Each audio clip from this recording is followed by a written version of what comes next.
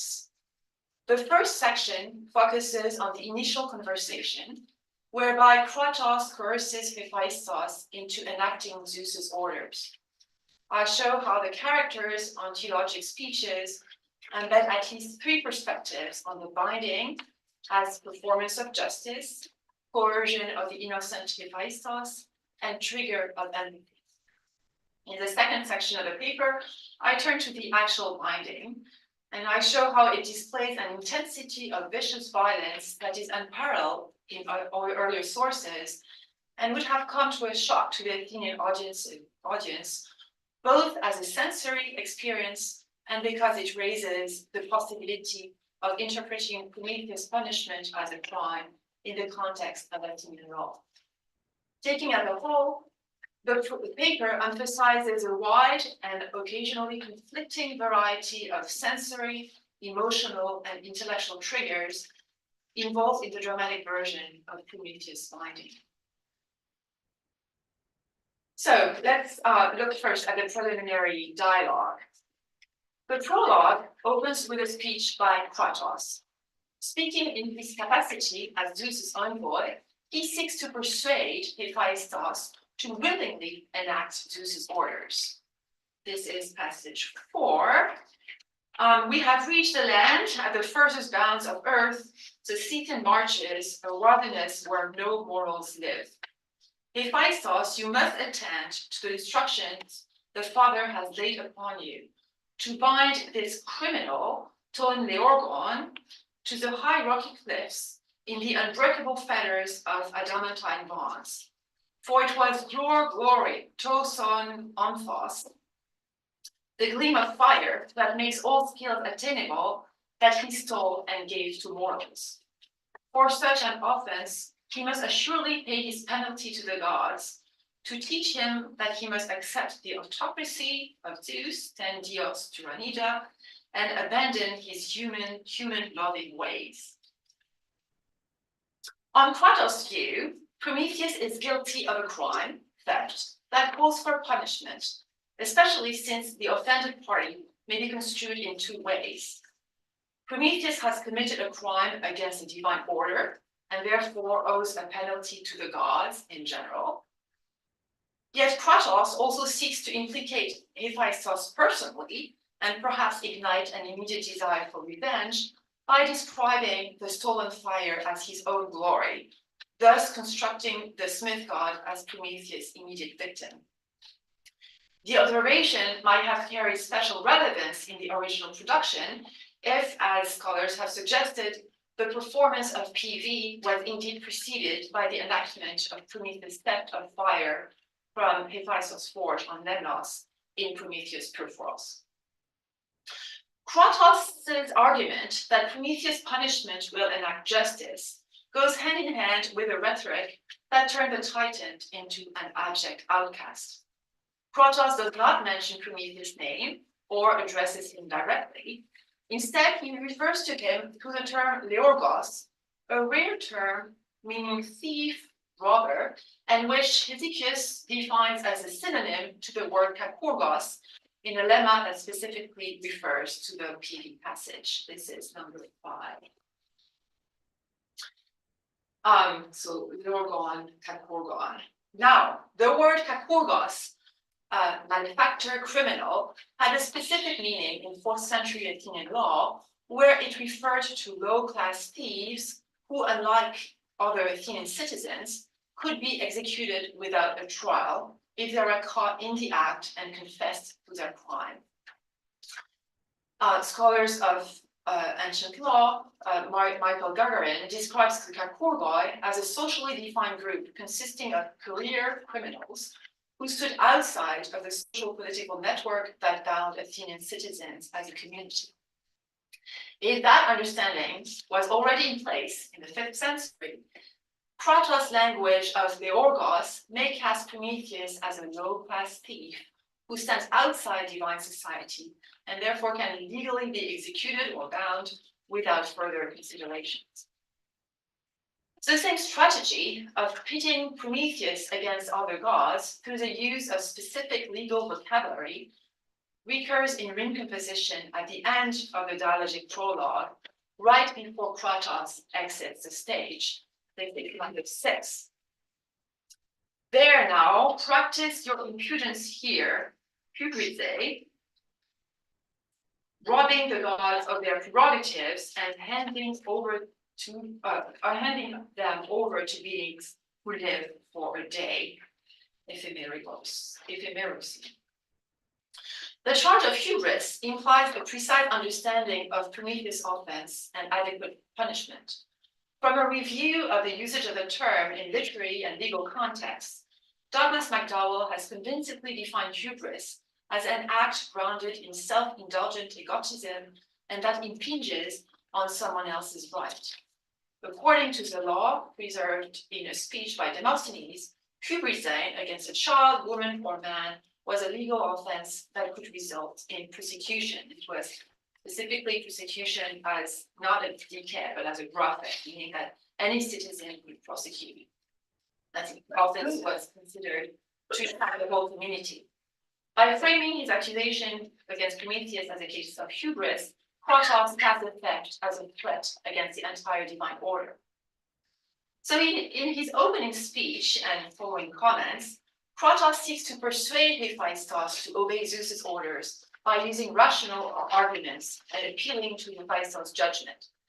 Specifically, the reference to the Athenian legal concepts of karpogos and hubris stylized the interaction as a court case, with Kratos playing the role of prosecutor.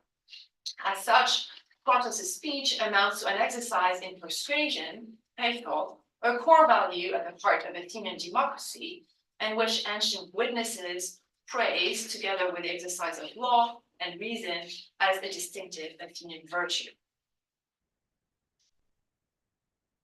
Hephaestus, however, is not convinced. He will not have any of it. In response to Kratos, he delivers a 23-line speech that falls into 2 sections. The first addressed to Kratos and Dia, the second to Prometheus. The speech stands in a complex relation of proximity and distance to Kratos' initial utterance. So interestingly, the Smith god does not challenge Kratos' argument that retrieving fire amounted to an act of theft or that the transgression deserves to be punished.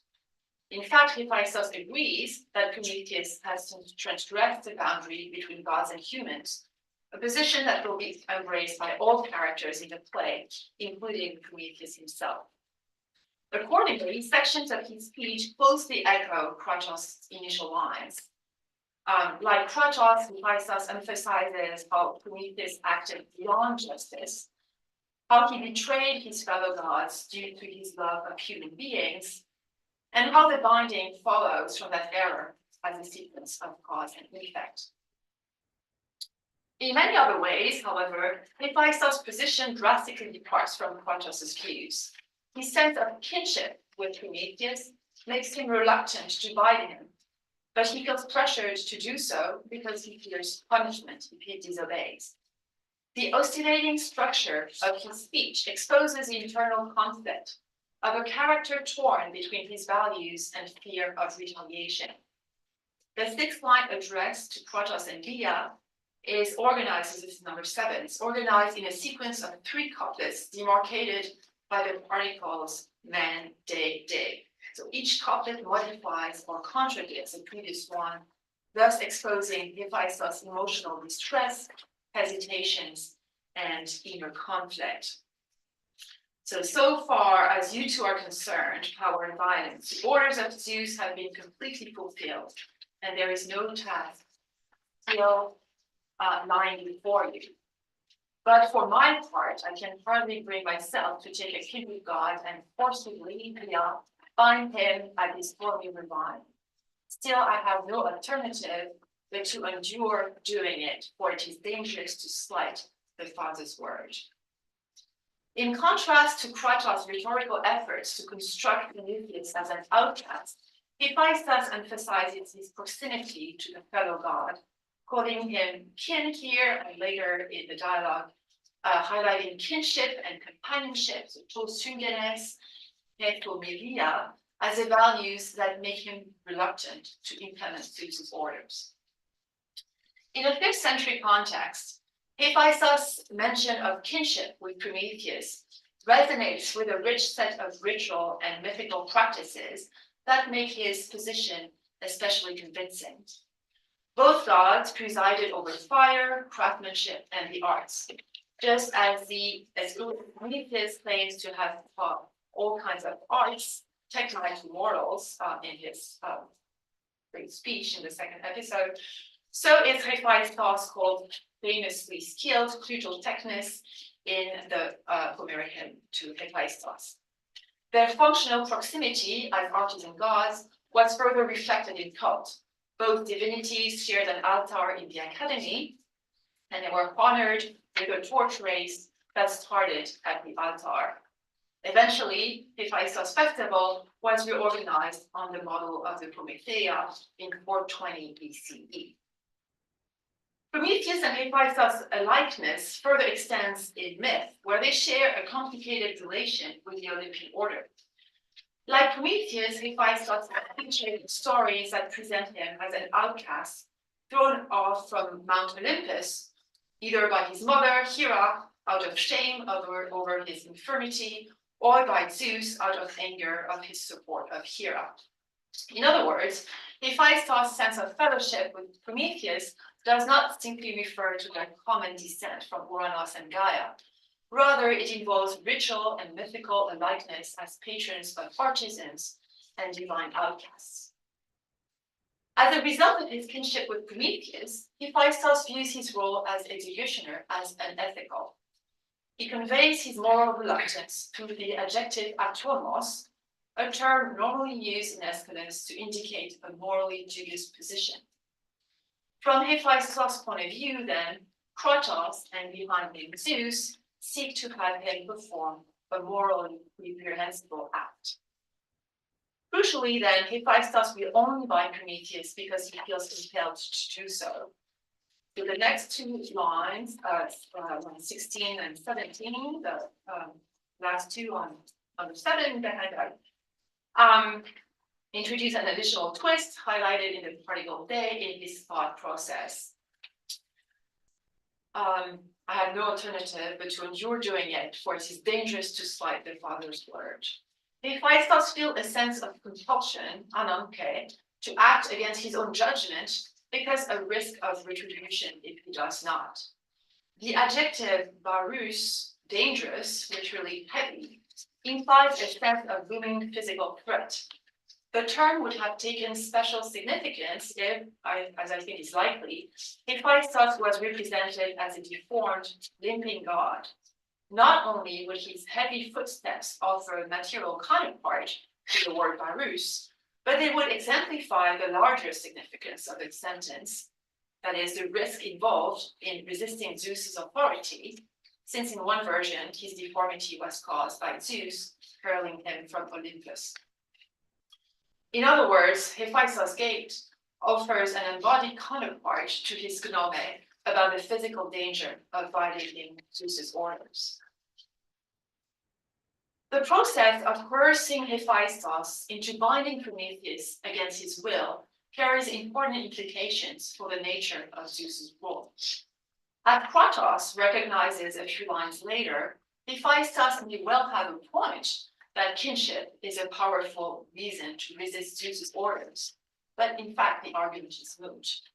Giving up on his previous attempt to convince Hephaestus, Krotos highlights fear as a prime reason to comply. This is number 8. I agree. So agree that kinship, that syngene and familia are important values. Then, but how is it possible to disobey the word of the Father? Are you not more in terror of that? Those two lines represent a turning point in the tone of Krotos and Hephaestus' dialogue. They pave the way for Krotos' definition a few lines later of the rule of Zeus as a form of slavery. And this is number 9. Everything is burdensome except ruling over the gods. No one is free but Zeus. The carefully crafted gnomic statement creates an idea of absolute divide between a free Zeus, whose will is not bound by anyone or anything, and all other creatures assimilated to slaves. As such, Kratos offers a picture of Zeus's regime that stands very far from the democratic ideal grounded in isonomia, isegoria, and isokratia, and aligns it instead with barbarian tyrannical regimes. In fact, the diction of line 49 parallels Helen's statement in Euripides' eponymous play that in barbarian lands, all except one man are slaves. This is number 10. Ta barbaron gar dula ponta plen enos. You have that same structure of the first part of the line and then the plen and the exception, that is the rule. Accordingly, as the pace of this scene transitions to the actual binding, Kratos gives up on his initial effort to convince Hephaestus and virtually treats him like a slave, barking orders at him. The 2-to-1 line Sticomythia becomes a sequence of orders delivered by Kratos, followed by indications of compliance on Hephaestus' part. And I'm giving you one example. This is number 11. So Kratos then put it around his arms and with all the strength at your command, strike with your hammer and nail it to the rock. Hephaestus does it. The job is being completed, you see, with no dally. Although Hephaestus has played no active part in the theft of fire, the binding of Prometheus coincides with the symbolic enslavement of the smith god.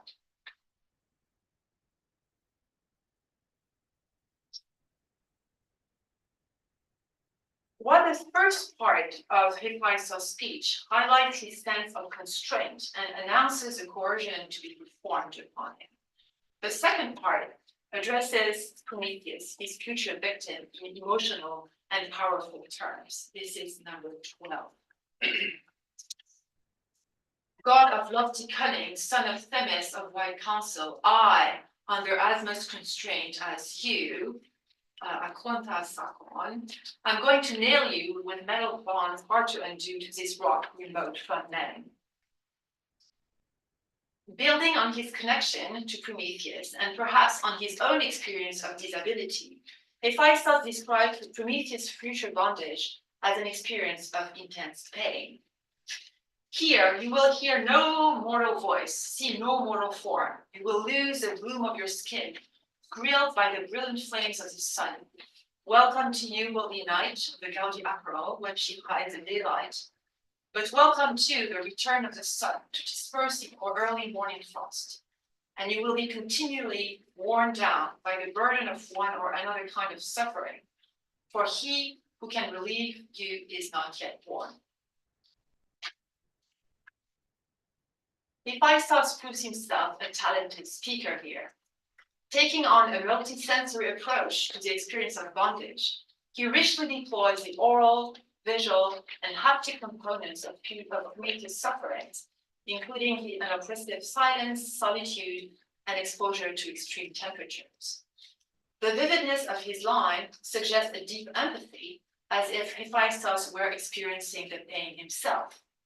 But they are also rhetorically powerful. They encourage spectators to create a mental image and thus maybe vicariously participate in Prometheus' future sufferings. Hephaestus' empathy models an empathetic response to Prometheus' pain.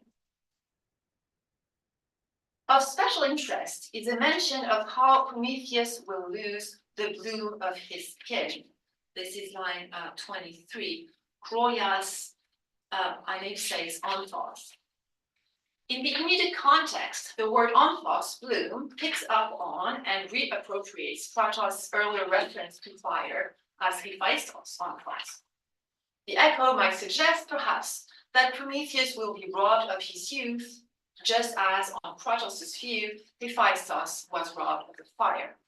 In other words, it might imply that the retribution itself amounts to a crime, and thus deserves the same type of angry response that Kratos sought to ignite when referring to fire as Hephaestus' flower. At a second level, the implication that Prometheus' body will change and age due to its exposure to the elements offers a striking twist on the notion that gods are immortal, ageless, and immune to the passing of time. The paradox of an aging god clearly appealed to the Athenians. And so we have very fragmentary, or some fragments of a 430 cup by the Quadrus painter in the Vatican Museum that shows that white-haired, white-bearded, crowned man, and he's labeled as Prometheus, so we know for sure that's him.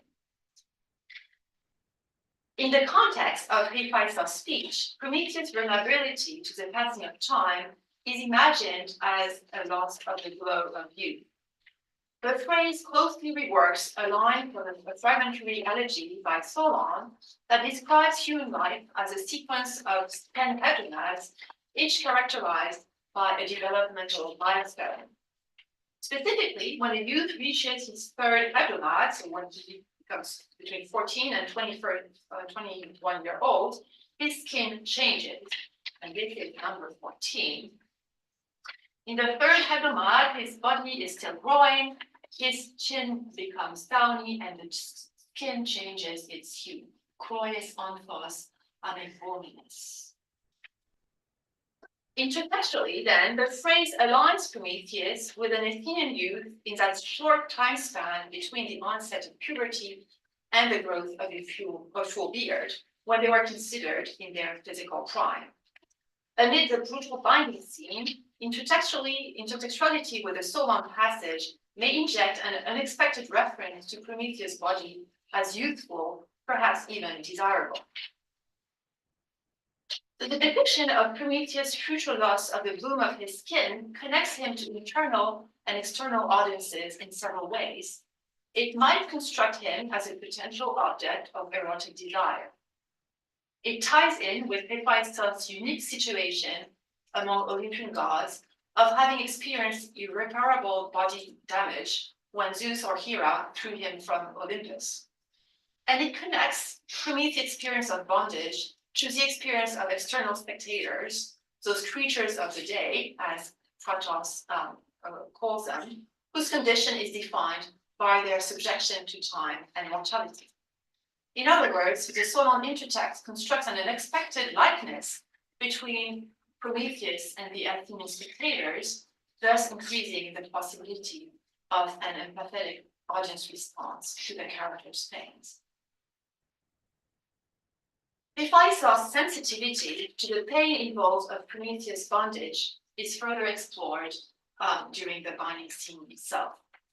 At the most physically intense moment of the prologue, when Kratos orders him to drive a wedge through Prometheus' chest, Hephaestus switches from expressions of compliance to an emotional second-person address to Prometheus. This is line number 15. I, Prometheus, son hypersteno ponon. I, Prometheus, I groan for your sufferings.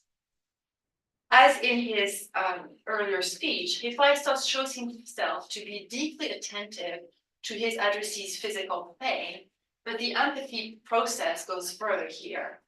Hephaestus not only describes, but directly feels and vocalizes Prometheus' pains. Accordingly, first and second persons become syntactically intertwined. A first-person verb, I groan, hypersteno, is framed by a two-word phrase referring to Prometheus' pain, son ponon. Amid Prometheus' silence, Prometheus doesn't speak a word through that first part of the prologue. Hephaestus becomes a voice that speaks the Titan pain. All right. So I'm turning to the second part of the talk and focusing on the binding process itself. So far, I have focused on how the secondary characters, Hephaestus and Kratos, reflect on and proleptically integrate Prometheus' bondage in their preliminary conversation. I have shown how, as Hephaestus reluctantly picks up his tools and starts binding Prometheus, Athenian spectators would have been primed through the mediation of those eternal characters to view the binding not only as a performance of justice, but also a possible focus of empathy and as a manifestation of Zeus's tyranny.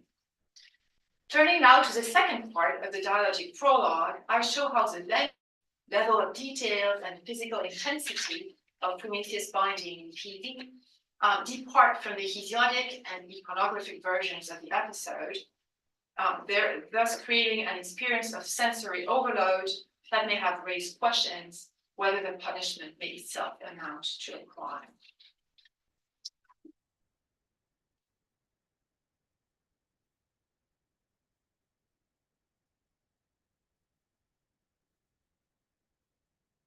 So let's return to the description of Prometheus binding in the Theogonies. That's number 1. The Hesiodic account is concise, 2 lines that we have taken of a few seconds of performance time and restrained. While the medium of hexametric poetry is no stranger to graphic descriptions of bodily injuries, think of the minute depictions of heroes' wounds in the Iliad, nothing is said here about the materiality of the binding, the tools that were used, or the affected body parts. In addition, except for the concise mention that the bonds are distressful, little is said about Prometheus' thoughts, emotions, or feelings. Rather, Prometheus' bondage in the context of the Theogony aligns with the situation of other divine challengers who get bound in punishment for their revolt against the supreme god, like the 100 Henders, bound in a mighty bond by Uranos, and then Kronos and the Titans, whose bondage is described by Hesiod to the exact same phrase as Prometheus, so Desmoicine and Argaleocine. In both Prometheus, Hesiodic Prometheus, and the Titans cases, the binding is described over a line or 2, offers closure to an episode of challenge to Zeus's authority, and reestablishes the superiority of his rule.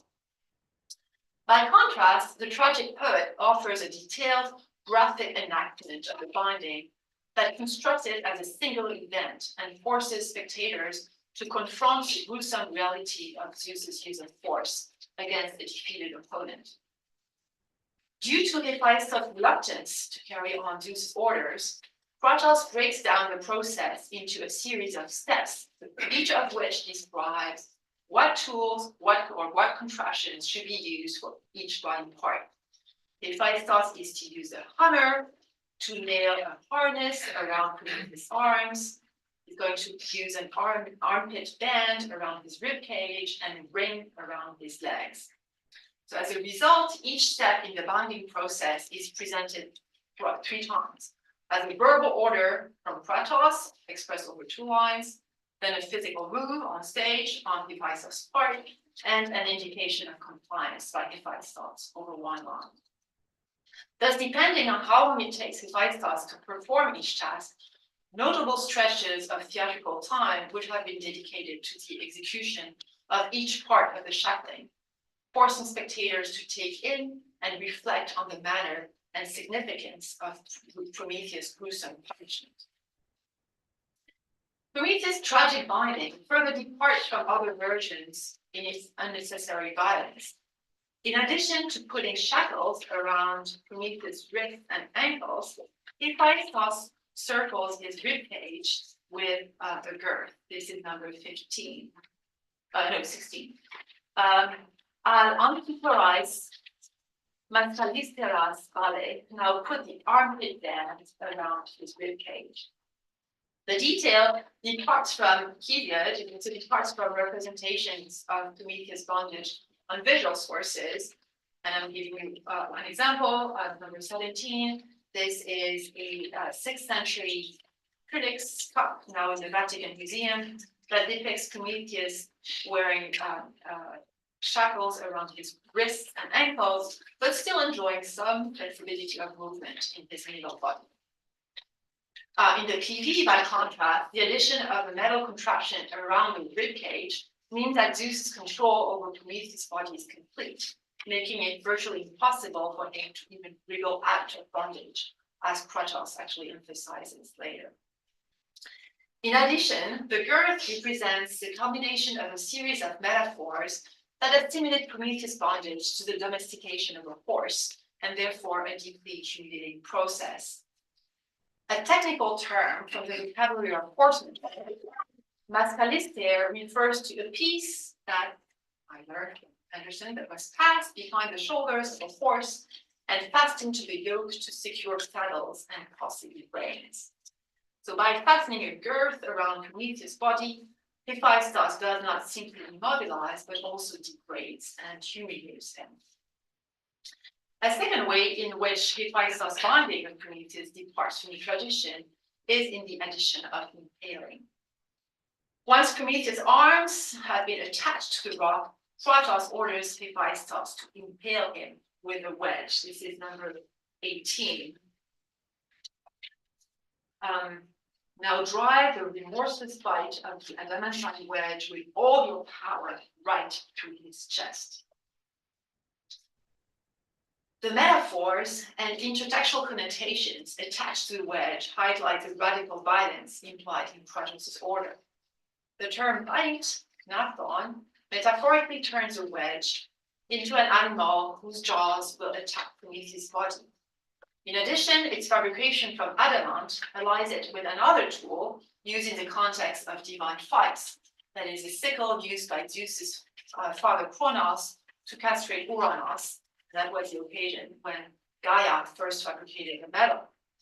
Intertextually, then, the making of the wedge from adamant aligns the impalement with a grim episode of the divine succession myth. Athenian spectators would have been all the more shocked with Kratos' order here, as it defeats expectations of about the Prometheus myth, the tragic genre, and broader mythical patterns. In no other version of the Prometheus story does Zeus have his opponent's body transfixed. Within the prologue itself, Kratos and Hephaestus had referred to Prometheus' punishment as binding or nailing to the rock, giving spectators no clue that the binding would culminate with impalement. More strikingly still, Hephaestus' gesture is at odds with the fact that tragedy as a genre, and what we have of it, usually refrains from displaying the striking of blows on stage. As Alan Sommerstein points out, the PV prologue is the single exception, what we have, to what might be thought as a convention that prohibits the striking of blows in tragedy. More broadly still, among the intertextual tradition of Greek myth, no other enemies of the gods, not even Ixion, trying to seduce Hera, endures as punishment such damage to the integrity of his body. What we have here, then, is a deliberately shocking use of force that shatters mythical and generic traditions and sets Prometheus' bondage apart from any other divine offender. The binding would have further struck spectators as a disturbing, striking, and memorable sensory experience. As Emanuela Bacola emphasizes, Hephaestus and his craft engender one of the most daring and memorable spectacle of ancient theater. On Kratos' order, Hephaestus makes large gestures to pound on nails. He strives and squeezes with all his strength, all his power. The experience would have been really, really loud.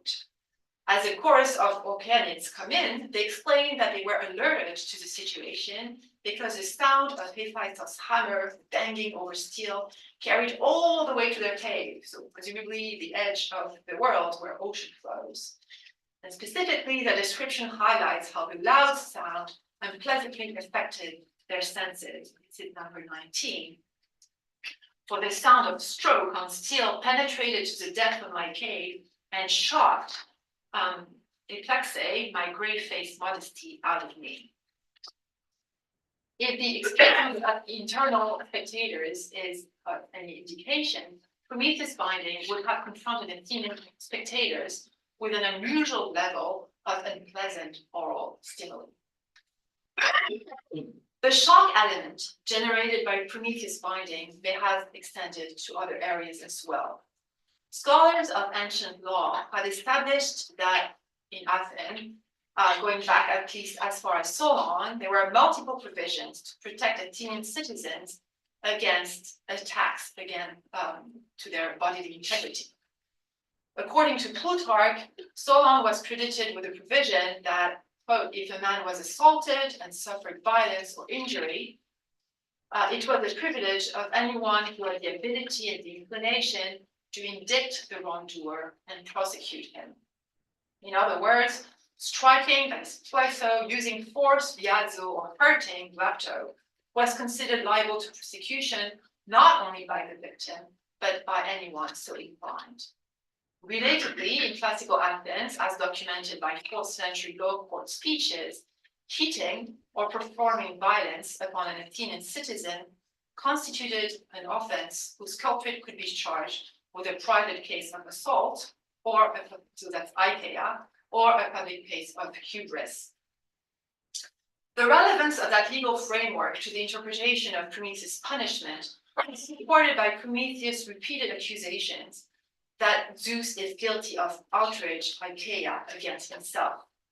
Starting in the biologic prologue and throughout the play, Prometheus repeatedly uses the vocabulary of Aikeia and cognates to characterize as assault what Kratos had described as performance of justice. Here is a section, so that's the first example, number 20, from Prometheus' address to the elements, to the sky and the aether and the sea, and in the monologue that constitutes the second part of the prologue. So look with what indignities Aikeia seen and tormented to endure these trials for endless years. Such a degrading bondage, Desmon Aike, has been invented for me by the new High Commander of the Blessed Ones. Appealing to the elements, as he would to witnesses in a legal case, Prometheus contemptuously refers to Zeus with a secular Thessalian title of Talos, which we think was a military title, and he frames the binding as outrage. The accuracy of his vocabulary is confirmed by its independent use by the chorus leader, who at the beginning of the first episodes asks Zeus on what accusation Zeus abuses him in such a degrading and cruel way, and that's Akizaitai. Subsequently, Prometheus occasionally speaks as if he were a plaintiff taking Zeus to court. In the Paradox, as Prometheus alludes for the first time to the possibility of striking a bargain with Zeus to regain his freedom, he draws on the legal language of reparation. This is number 21. He says, I won't say anything of what I know until he, Zeus, releases me from these savage bonds and consents to pay compensation for this degrading treatment. Test Arcades. With Prometheus' description of his bondage as an outrage inflicted by Zeus, the play comes full circle. What had initially been depicted by Kratos as just retribution for a crime becomes itself an offense worthy of compensation. So to conclude, in his opening speech, arguing that Prometheus' bondage should teach him to behave better, Kratos refers to Zeus' rule as tyranny, 10 tyrannida, number 1. No, I said number 4. Second to last one. Given his ties with Zeus, Kratos probably uses the term tyranny here to refer to the rule of a single individual, without negative connotations. Over the course of the prologue, however, the dialogue between Kratos and Hephaestus, as well as the performance of the binding itself, inject a new set of meaning into that term, tyrannies. As I have shown, the PV poet reworks the traditional motif of Prometheus' bondage from a variety of perspectives that engage spectators' senses, emotions, and intellects. The introduction of the secondary characters, Hephaestus, Kratos, and Bia, as well as the decision to represent the binding on stage, allow the poet to present the bondage not only as punishment for Prometheus' crime, but also as an exercise in coercion, a manifestation of vicious violence and unnecessary humiliation, and possibly a legal offense. By the end of the dialogic prologue, then, Zeus's tyrannies have been reinterpreted into the lawless, violent regime described by Herodotus and others as a foil for democracy. Its brutal nature will be unambiguously confirmed in this third episode, when Prometheus' sufferings are paralleled by those of Io, the innocent cacao maiden, guilty only of having attracted Zeus's desire. Thank you.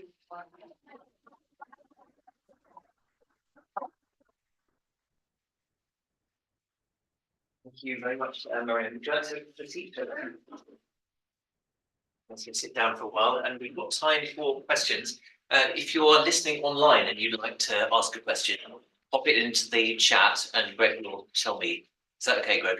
Thank you. Thanks. So, let's kick off. I can do it, but I can't speak very loud. Okay. Cool. So thank you very much, Marianne. This is fantastic. Could you say a bit more about your fine stuff and what role you see it as play in that construction of the flower? So beyond, you call it, what role is fine stuff playing in deepening the resonance of Zeus that you're telling us? Yeah, thank you for that question. I think it's duplicating what the kind of violence inflicted on Prometheus on the character of Hephaestus. And it's such a brilliant move on the part of the poet, right? Because it's obvious that Hephaestus should perform the binding, right? That's the kind of thing in metalwork, that's what he does. But here it's playing off Kratos tries to play off kind of a rivalry between Prometheus and Hephaestus. Oh, he stole your fire, your onkos. But then Hephaestus answers by emphasizing a sense of kinship between the two. And then we see, and really through the progression of the dialogue, and it's so striking that Kratos first tries to convince Hephaestus and he said, okay, forget it. The reason why you should obey is just fear, terror. So we have a sort of a mise en abîme, right, or a replication of the use of violence upon a character, but with Hephaestus, who is innocent, right? Whereas in the case of Prometheus, things are more complicated because, yeah, he did something that everybody agrees is hamartia. But Hephaestus is not guilty of anything, but he's being forced to do something that deeply is deeply repugnant to him and to his values, and we really get the sense of that conflict, inner conflict in his speech. Right. Very, very powerful. And there's also reflection on what it means for Jews to be in a society of God. So the accusation is that you've stolen what belongs to the God. You've stolen his geras, right? You've stolen his answers. And if I says no, so he's not a thief. This is not something that belongs only to me. And so there's a reflection on what it means for different gods to possess different forms of action on the Zeus's way. And that's interesting because it's not something you see in Aesop alone. So. Yeah, that's a really interesting point because so Hephaestus doesn't pick up on the fire as your own thoughts. No, he ignores it. But I think you're absolutely right that the question of the division of Team I is very much an issue in that play. Because later in the speech of the arts, when Prometheus gives that catalog of all the arts that he has given to humankind, and so it's architecture and astronomy and agriculture and prophecy and medicine. He's constantly impinging on the domains of the gods, right? I mean, he's like, oh, I gave them prophecy about what about Apollo and what medicine and numbers and letters. I mean, we have other figures who are associated with this gifts, right? So he kind of takes everything under his domain, which I think is why Prometheus needs to be constrained. He needs to be bound, or something needs to be negotiated here. Tim, thank you. I just wanted to ask about your text, Sarah. So you drew an image of the couplets. So in the first couplet, part of the poetry, you've got entole dios, which you could construe as kratos, and then you've got bi in the second couplet, and then in the third one you've got an anche. So my question is, are we supposed to be thinking there about types of an anche that don't necessarily come down to bi? Because I think, we have this notion that Isis will be forced if he doesn't, or he will be punished and so on later on. But what actually makes him obey at that moment? We fear of that coming later on, but is that a different kind of an anche to the BR, which is actually dragging Prometheus onto the stage and physically nailing him to the rock? So we have these figures that are named in terms of these abstract terms. So what's an anche doing? Yeah, an anche is interesting because that's the language we have in Hesiod, isn't it? In passage 2, where it says, by necessity, a great bond holds Prometheus. And here the ananke is being deployed against Hephaestus. I think it coincides with the will of Zeus, and certainly Hesiod and ananke, the will of Zeus are synonymous. Here, Bia, so in this passage, Bia is what is being deployed by Hephaestus upon the body of Prometheus. And so that companion of Kratos, whom we see, is going to materialize in that act of violence. Which is also really interesting in relation to what Kratos and Bia stand for in Hesiod, because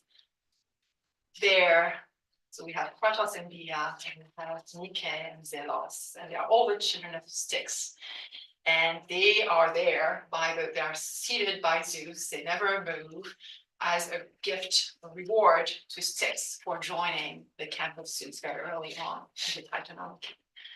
But it seems to me that in that context, Kratos and Bia are sort of connoted positively, right? It's what Zeus is going to use in the Titanomachy to stabilize his role. And it's very much on the model of what an athlete would use to gain victory, and Nike through Kratos and Bia. Here we have Kratos and Bia, and especially Bia becomes really a question. And it's so interesting that it's a mute character, because in a way it gives space to project on that body of Bia a variety of meanings. And I think in the course of this dialogue, increasingly Bia is understood or re-semanticized as violence rather than force. So violence meaning illegal, unnecessary, vicious exercise of force, as opposed to the heroic employment of physical strength of an athlete or Zeus in the theology. Well, Henry, then Edith. That's okay. So Bia doesn't have any logos, I guess it turns out. But the question I want to ask is about your 12 and 14. So in 14, I assume it's that the beard grows, and so the face is dark, and that's the Troia is conceived as dark, which is weird to think about it, but apparently how the Greeks do. Whereas in 12, with the Troia ensembles there, I assume it's him getting an excessive tan, burned by the sun, the foibe florbi. But I guess bringing attention to life, when we think, when I think of tan, it's sort of women and men inside and outside. But how tan are the gods? And if he's to become overly tan, is it that he is it a class thing rather than age? That he's going to become so tan that he's like an agricultural worker or something like that, that he's descending down the class scale rather than growing old or, coming to an ephebic age. That's really interesting. It seems to me that the intertextual link is there. We have 3 words that are quite. And so then if we kind of for the context of the Solon passage, we get age. Which I think is interesting because of that attention of that part, that idea of Prometheus body decaying. And that's also something that we have in the Prometheus Unbound, where so that's a fragment where Prometheus talks about how his body is being changed by the eagle comes in and devours his liver. So there is a tension to Prometheus' body decaying, which is interesting. But I like the class piece of it, that it would. He's gonna get a farmer down. But it's the loss of that glowing skin.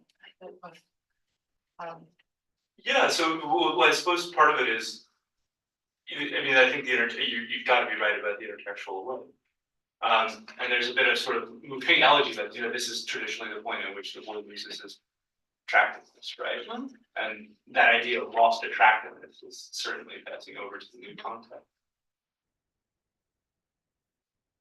It is. Yeah, so VR inevitably brings us on to Paco. I mean, Paco, VR taught, and David Foley wrote a lot about this long ago, especially if you're a starter. So what's going to happen to this, the implicit other of VR in the course of the trilogy? It's very interesting also. I've always wondered this is my A-level crusade. Yeah. Is this a feminine? Is she on stage as a female? I mean, Kratos is neuter. It's like, exactly how was this staged? It's sort of baffling. But presumably, if we have all these Hermie scenes, it's like people like, listen, they'll be persuaded. And that whole problem with the verb, persuasion, obedience, is thoroughly played on throughout the text. So it makes me think very much of Eumenides, with Athena saying, I'm going to use Patho on you, which brings up what my father's phantom was. Are you developing the issue of persuasion later in your interpretation of them? This was a fantastic reading of the prologue. I had never heard a close reading like it. Thank you. But are you developing this implicit other of violence? Yeah, I mean, it seems to me that that shift, that seeing at the beginning, Kratos tried to use Hathor to Hephaestus, right? And then think, okay, I show you my cards. I don't really care anymore to convince you. I agree, you have a point about Homilia, but that's really giving up on Hathor, right?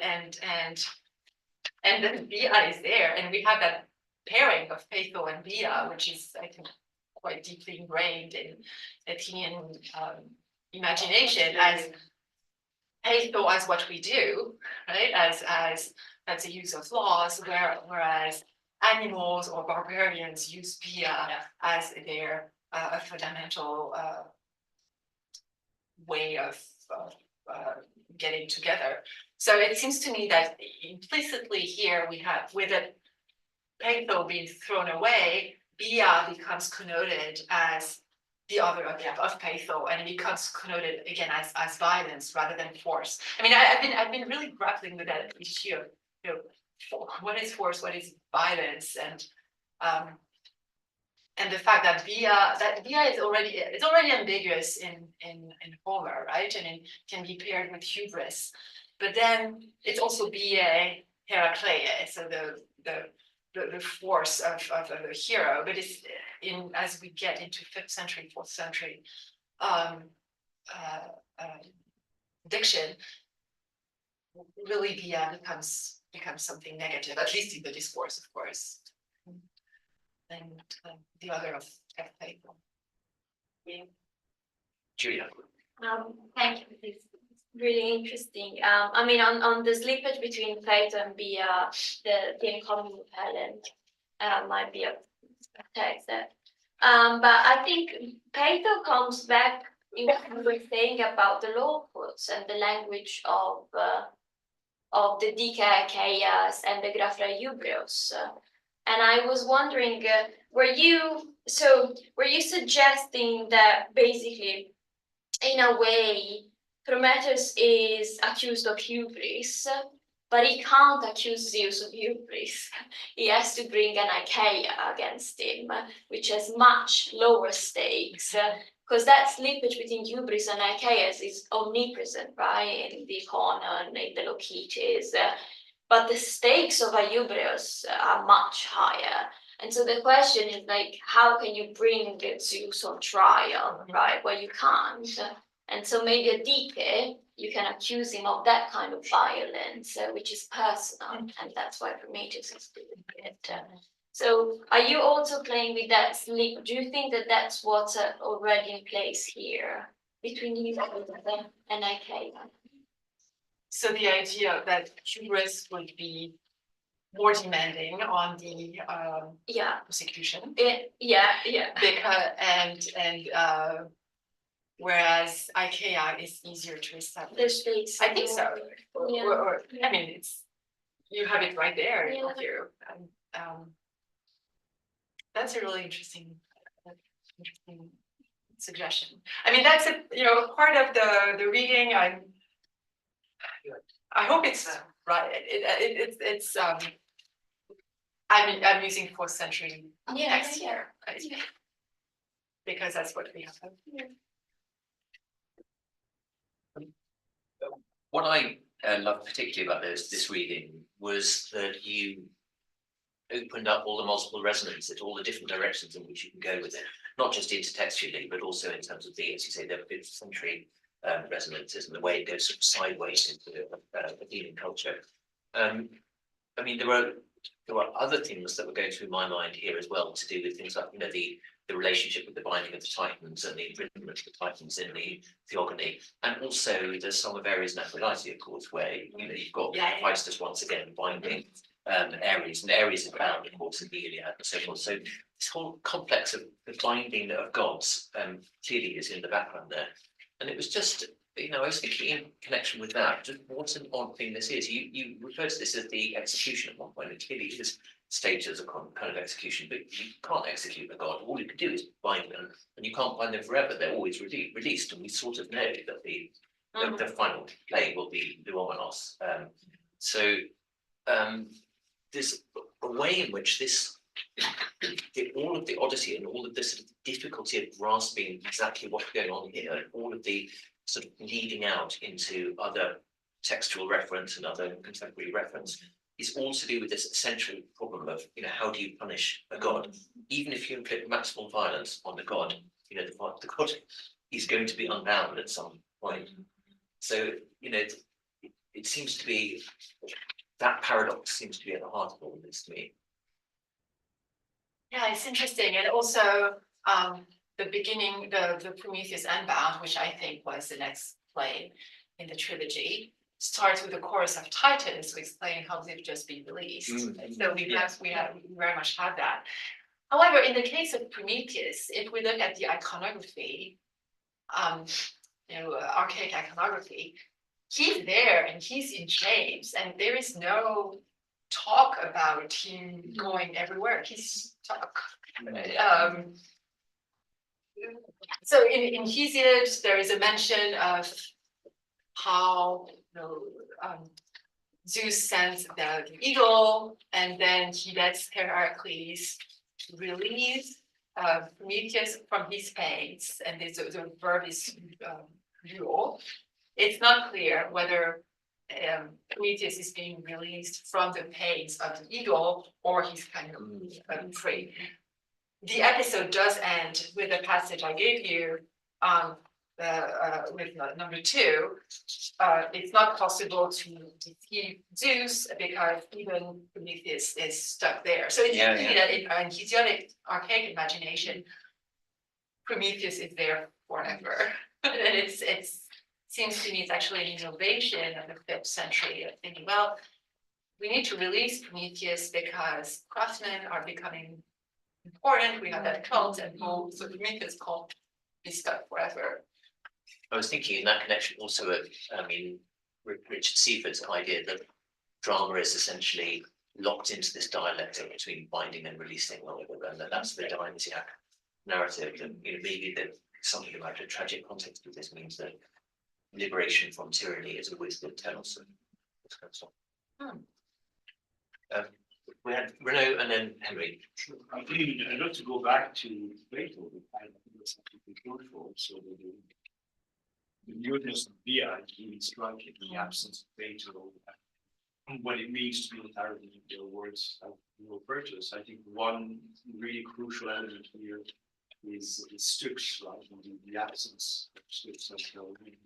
Esiotic intertext is so powerful that this absence is really projected forward and made even more powerful by Prometheus' invocation of all the elements in a way that reminds everyone of the great oath. So, the ultimate binding word, which is necessary to produce order, is in fact the true God. I think that's really something that works well with you. The stage is pretty crowded at this point, right? I mean, in terms of characters, of named characters. But I like that, and because it's so important in Isia, defining those characters. The other thing that strikes me is why do we have a rock instead of a pillar? But it's a pillar in Isia, it's a pillar in the Laconian vase, pillar of order, pillars. Punishment here, not having a pillar seems to be necessary. Interesting to know why. yeah, that's. And then we don't know what it looked like on stage. But Notionally, it's a rock. That's It's out there. Yeah, that's really interesting. I mean, it's there is that effort of, and it comes up especially also with the itinerary of Io. This is taking place emphatically at the edges of the world. Okeanos and the Okeanids are not very far. We're in Scythia, so we're in the mountains there. So there is maybe more of a physical anchoring of Prometheus' punishment in the geography of the world as it was then known, and then that gets picked up in the Io's itinerary. She's going to basically travel around the edges of the Okrumene. That's very different from the version we had in Suppliants, where she does what you would do as a cow if you were to go from Argos to Egypt. That is, you would circumsail the mid, or you would go around the Mediterranean. But in this version, it's really going around. Great. Sorry. Are you finished? Okay. Didn't mean to interrupt. Henry, then Edith. Sorry, that's really annoying, and it's just more of a, I'm not sure what to do with this, but you rightly brought out how striking it is to see this sort of physical violence actually enacted on stage. And it only happens, something comparable only happens once in comedy, which is the Plutus, where you get the good man nailing his shoes into the mask, into the theater mask of the Sycophantes. But then, the possoluo verb is used, it looks kind of similar, it's radically different, but I have no idea what to do with that, but it's also sort of the lone moment in comedy, where you get somebody doing sort of horrific violence. It plays entirely differently, of course, but the dynamics of the scenes are sort of weirdly, yeah, I have no idea what to do with that, it just sprung to mind as an observation. Yeah, no, but I will look it up in front of it. Edith. Okay, just very briefly, it's absolutely standard in 5th century literature to make cartographically specific, weird, cosmico-mythographical places. So it's not, nobody's talking about Scythia in archaic literature, it's like Dionysus Mount Nysa, nobody knows where it is. The cartographic location of these divine spaces is a very, I would say, late 6th century sort of Hecataeus kind of project that long ago, 30 or 40 years ago, that difference, that weird names that nobody knew where they were, start to get accepted. I'm sure we can talk about that. But okay, so that was a bit to Renault's point, but to that point, I'm going to plead the old card. Excuse me, we've lost more than 90% of these plays, right? So God knows how many times Basilio was used in what we haven't got. And in particular, this goes to what you were saying about summer storm and violence, right? So it so happens that in Plato's Republic, one of the kinds of stories he most objects to, right, when he's talking about stories we mustn't tell before he bans all the dance theatre, is the story of Hera being bound by, guess who? Hephaestus. Absolutely. And we know from Vases, there's plenty of plays about Hera being bound by Hephaestus. He does unbinding, right? So, in terms of Summertime's point, one of the reasons why things got unchosen was because of what Plato said in the Republic. That's one of the criteria that were used in the selection of acceptable stories. You know, if Plato said no. So I would just recommend caution about excellentio. I really, really, really would. It's you haven't used it, but this kind of the only other place it occurs argument is really, really problematic. We've lost all the hero binding stories because we can't have one god binding another because of what Plato said. Right, but would we have inflicting of a blow? I mean, Who knows? yeah, no, agreed. Who knows? I mean, everybody says nobody kills themselves in Greek tragedy. We have 30 Greek tragedies. I mean, 2 of them people kill themselves on stage. Yeah, it's just really problematic. Yeah. We've got Ajax and Evadne. So I just it doesn't mean it's not striking, but it's the same actually in conjunction with this, the long-standing row about whether Zeus can be on stage. Everything comes down to Sophocles' Oedipus, which is related to this because it's the Io play. Everybody says it's got to be a satyr drama because Zeus appeared on stage. Excuse me, right? We're saying because Zeus doesn't appear on stage in our extant tragedies, therefore this can't be a tragedy. We've only got 30 out of at least 1,000 that live so through. I just recommend caution. Yeah. I think we do have an instance in Chicago Boy. Sorry? In Chicago Boy, we think Zeus may have been on stage. It's a good go, I think it's Sophocles' Oedipus. I just happened to have reread The Secret Go like this recently. Yeah, I mean, it is Not common, it's not often that I have. Not the Psychostasia. Oh yeah. Yeah, I think it's like this. Yeah. But no, it's definitely West long ago. With the Oedipus, certainly West long ago. Finally, it's not possibly in a satyr drama. Yeah, with the dark. The only argument it was we can't have Zeus on stage. Yeah. That's all I would, Yeah, agreed. caution. I think at this point, sorry, Chris, did you have a I question? should just. Yeah, sure. I was just thinking about Renault's question. Maybe the only reason is that a Kion would suggest that there is a technique that has been used to build something and that we are not in a completely white place, as is necessary, I think, for the drama that like to insist in our on Mediterranean place. So it makes more sense to have just a rock. And at the same time, I was struck about all the vocab of techni that are used and very specialized words like these false things that is put on Prometheus, like the nails, the fetters, and all the hammers and all the description and this performance also of the Technai on stage, which suggests that Prometheus is inflicted, and then it picks on your question on how the gods, how much the gods can punish Prometheus. In a way, it's by ironically inflicting on him all the Technai, the use of the Technai against him, the Technai that he himself in his great speech after displays as what he gave to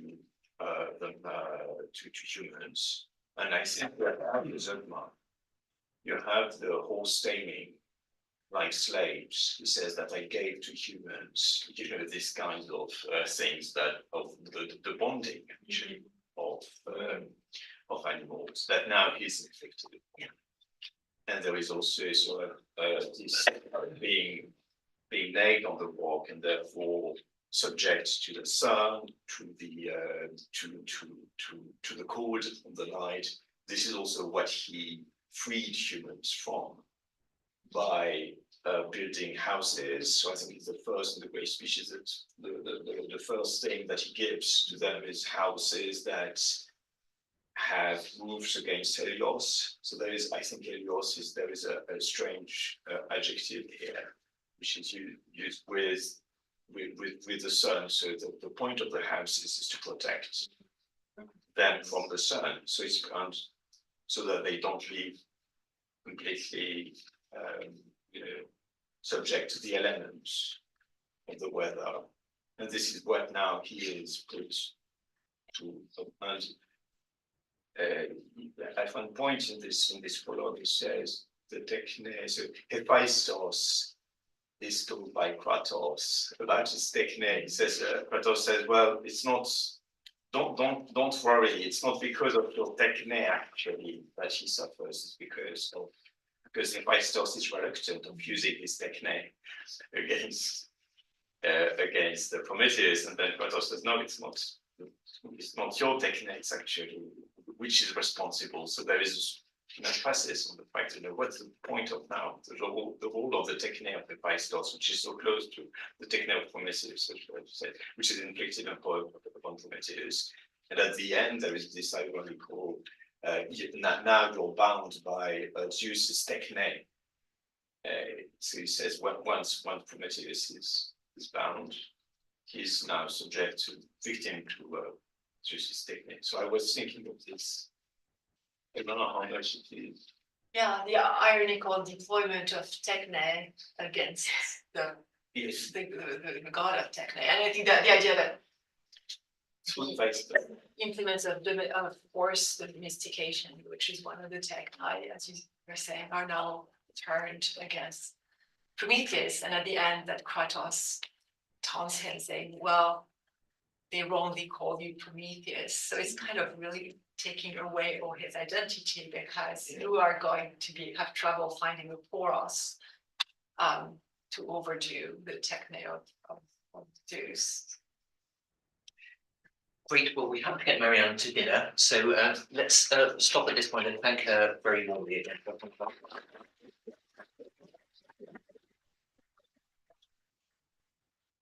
And thank you to everyone online as well.